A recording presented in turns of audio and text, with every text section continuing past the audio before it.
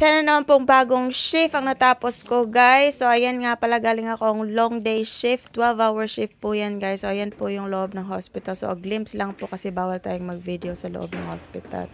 So, ipapakita ko lang yung labas. So, ayan, automatic door. Oh, yan, diba? Bongga. So, ito nga po yung hospital sa labas, guys, at sa likod ko. So 1,500 bed capacity, at hindi ko po alam yung updated na bed capacity. Ongoing pa kasi yung construction ng hospital namin, pinapalaki pa. Kaya nag-hire sila ng maraming nurses dito. So ayan nga po yung route ko pa uwi. So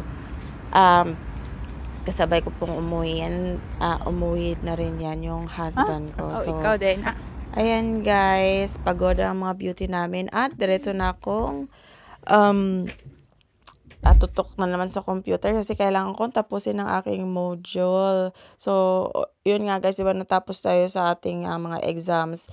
Kailangan naman natin ng training para updated yung mga knowledge and skills natin para maging ganap na tayong nurse. So, awaiting pin pa ako niyan, guys. So, kaya magsisumikap tayo matapos din yung at ma-update yung ating mga skills. So, ayan, ang gulo-gulo pa ng anak ko.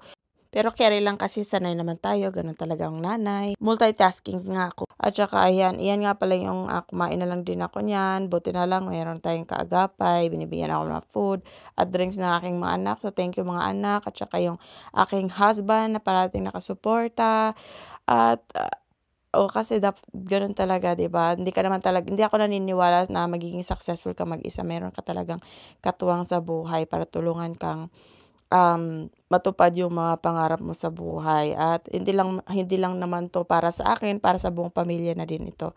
So nakakatuwa nga lang minsan kasi ang dami kong iniisip, so hindi pala organize yung brain ko. So ayan ang nangyari sa akin. Puyatan ng peg, guys, hanggang alas 3 ako diyan.